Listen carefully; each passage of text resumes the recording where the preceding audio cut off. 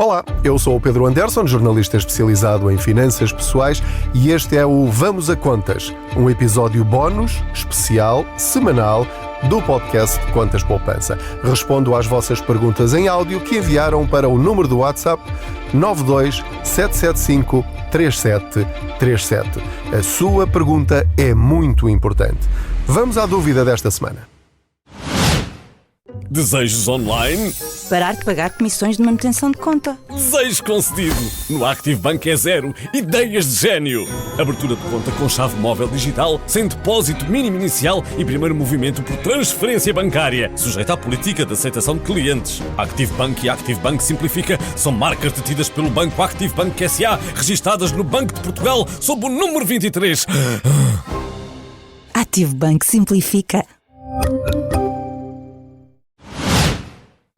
Olá Pedro, eu sou uma jovem que entrou recentemente no mundo do trabalho e no mundo da literacia financeira.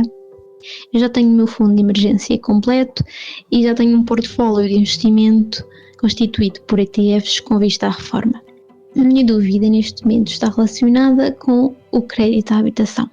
Eu gostava de ter uma forma de investimento que me permitisse pagar o crédito mais rápido. Para tal, eu pensei em duas possibilidades. Criar um PPR com vista ao pagamento das prestações do contrato de crédito, ou então criar um portfólio de investimento com ETFs onde colocaria dinheiro mensalmente para, ao fim, por exemplo, 15 anos, levantar e amortizar de uma só vez o crédito à habitação.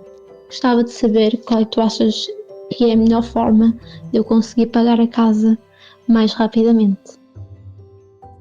Olá, muito obrigado pela tua pergunta. É bom saber que estamos a contribuir de alguma maneira para ajudar os mais jovens a terem o melhor começo financeiro possível, coisa que eu não tive. Ninguém me ensinou estas coisas e, portanto, fiz aquilo que todos faziam, que era ganhar o dinheiro e gastá-lo. Portanto, estás muito à frente. Parabéns por isso e espero que todos os outros jovens sigam o teu exemplo, tendo rendimentos para isso, como é óbvio, e todos aqueles que ainda, enfim, que já não vão a esse tempo, vão ao seu tempo.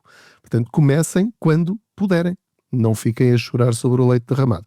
Muito bem, então, em resumo, és uma jovem, estás a trabalhar, tens rendimentos acima da média, suponho, na medida em que já tens o teu fundo de emergência completo, excelente.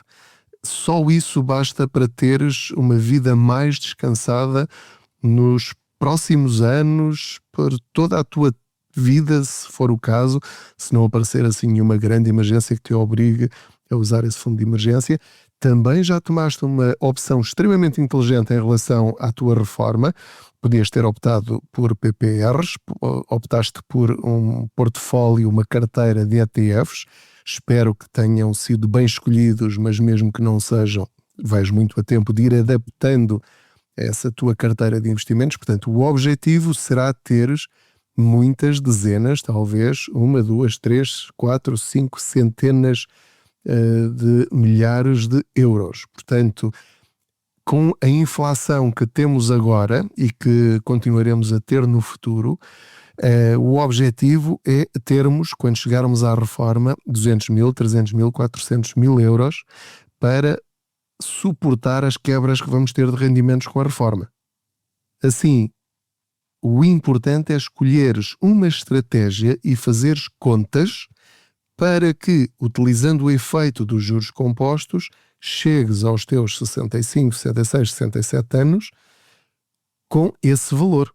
E quanto é que tu tens de saber quanto é que tu vais ter de pôr todos os meses, em que ferramenta, com que crescimento médio para atingires esses objetivos. Também estás bem encaminhada nesse aspecto. Entretanto, excelente, quer dizer que conseguiste encontrar uma casa dentro das tuas possibilidades, espero. Já tens um crédito à habitação, quer dizer que tens alguma estabilidade e o teu objetivo, isso é excelente, mais uma vez. Portanto, tu estás bem encaminhada. Parabéns por isso. O teu objetivo é pagares a tua casa mais rápido. Portanto, tens todos os alicerces no sítio correto para que tudo corra da melhor forma possível, pelo menos naquilo que está ao teu alcance e que está nas tuas mãos. Agora, a tua pergunta especificamente é: onde é que eu vou investir para amortizar o meu crédito à habitação mais rapidamente?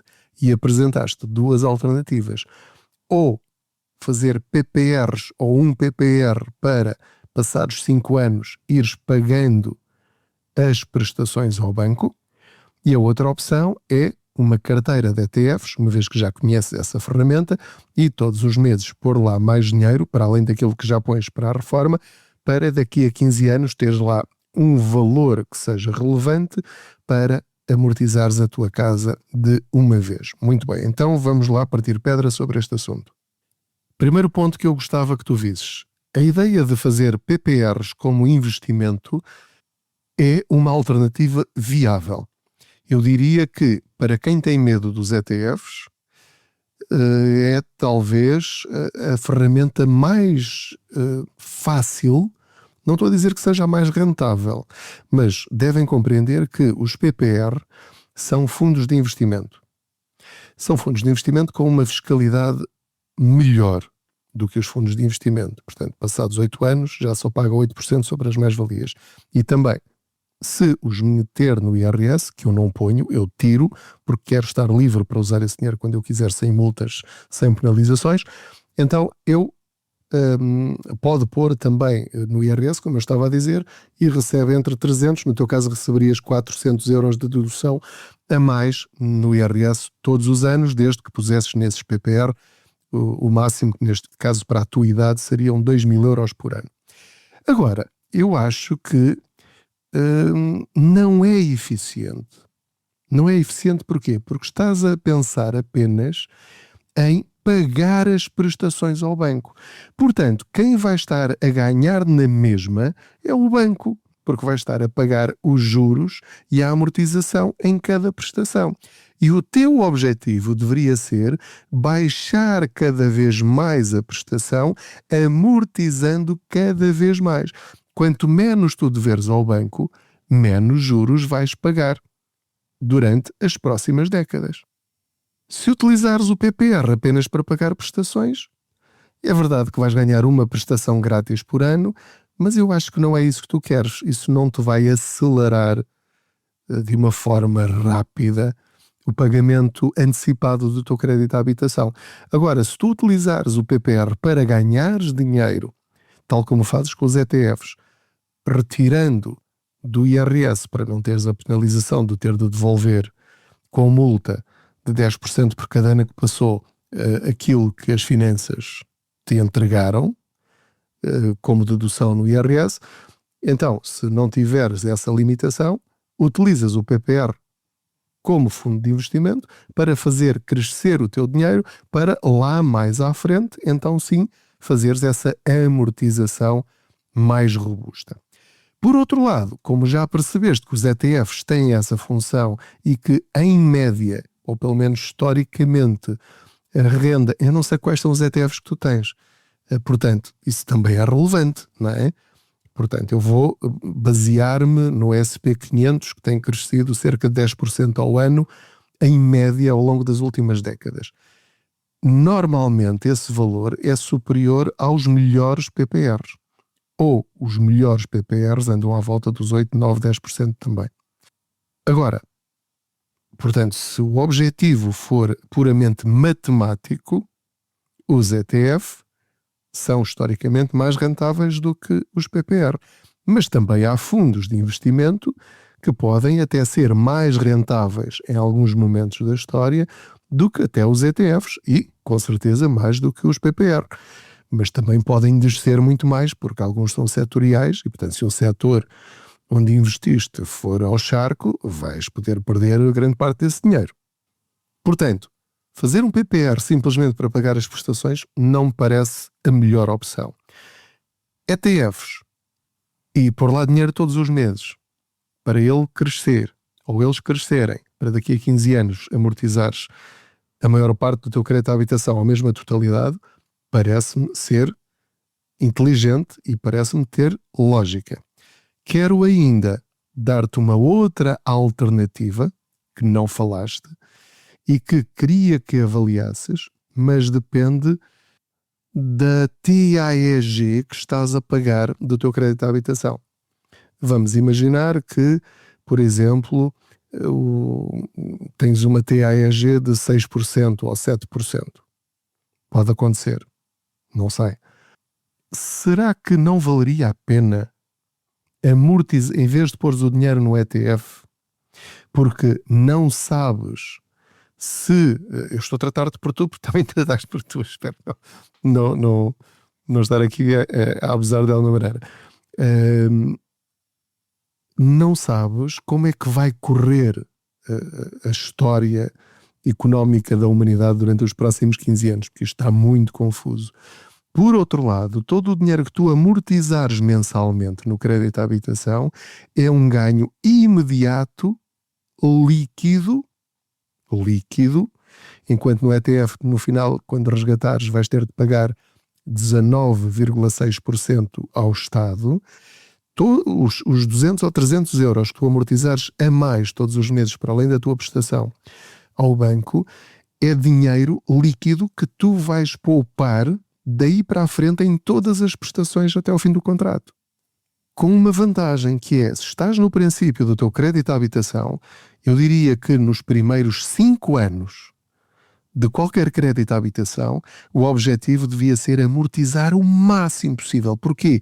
Porque é quando a parte dos juros é maior e a parte amortizada é menor. Isto tem a ver com a fórmula, o cálculo francês, portanto, o método francês que nós não dominamos, mas os bancos dominam muito bem, que é, eles dividem isto pelos anos, mas nos primeiros anos, como eles já sabem que lá mais para a frente as pessoas provavelmente vão vender a casa e mudar para outra e vão amortizar, eles querem que as pessoas paguem o máximo possível nos primeiros anos.